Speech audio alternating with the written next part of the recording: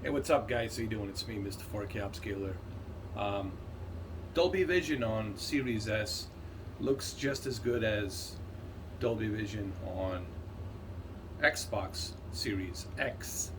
Um, a lot of people ask me, what are the differences between Series X and Series S version of Flight Simulator? And to be honest with you, um, they're not that much of a big difference in terms of graphics. In terms of graphics, it's pretty much identical.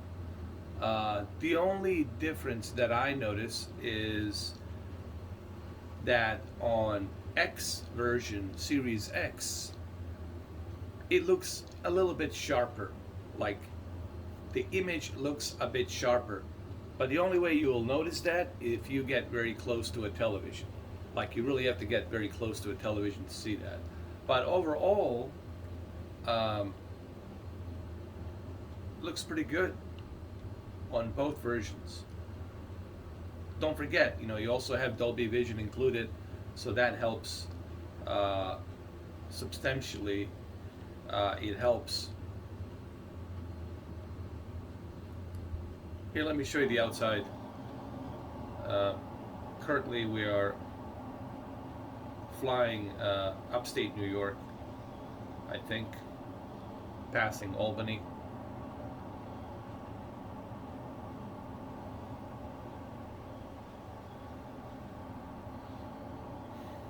So, if you are thinking about purchasing Series S for this particular flight simulator game, you will not be disappointed.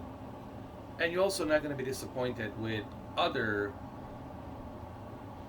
Xbox games that are available. Forza Horizon looks great, and I'm pretty sure Forza Horizon 5 will look great, just like this game looks great on it. Um, so, and on top of that, you got Dolby Vision. Dolby Vision to use on your OLED television or whatever you have. Doesn't have to be OLED, could be something else that supports Dolby Vision. But remember, having OLED, LG OLED, it's always going to give you a better quality. Okay, you can't expect Series S version to look super great on some cheap $400 Walmart TV, right? Uh, you get what you pay for. Okay, OLED is OLED. It's the best panel right now on the market, and when you have OLED with Dolby Vision, and then you include this game, then of course the results will be much much better. That goes without saying, right? I'm sure we all can agree on that. But I have been impressed so far with Series S. I think I've done tons of videos showcasing Series S and what it can do, along with the Series X version. Now, as far as the PC, I get also asked questions regarding the PC version. Guys, um, here's the deal. PC is a PC. With PC, I have no limitations. I can go as far as I want to go. If I have a super high end PC that can handle 12K or whatever, or even 16K, then I can do that. I can have four 4K monitors and I can run on some ridiculous resolution. Um, Listen, PC it's a PC. But when you compare PC to a console, if you want to do that, it's pretty darn outstanding when you look how far consoles have come. Consoles have really uh, reached to the premium PC quality. They have reached that, man. Honestly, when you look at PlayStation 5, when you look at Series X and Series S, uh, these consoles, next generation consoles, have really uh, reached that level that's in par with a premium PC. Like I'm talking about, like $1,200 PC or $900 PC, you know, something around $1,000, right? A premium price, right? Not the high end, but a premium, and that's pretty good for consoles, you know.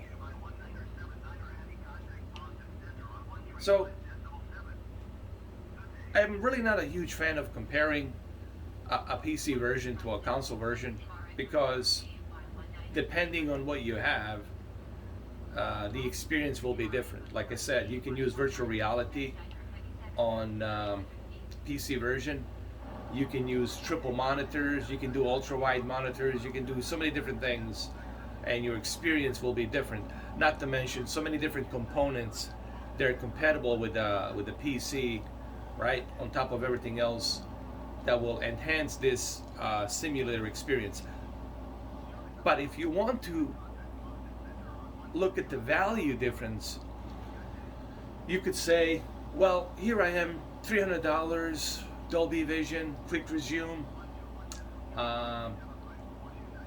versus a PC that's $2,000, $3,000, right? I guess you could do that, but here's another double-edged sword. A person who has a $2,000, $3,000 PC, he's definitely gonna have himself a honeycomb controller with pedals and thruster and virtual reality, right? The best of the best, triple monitors, quadruple 4 monitors, whatever, right? So there's that too.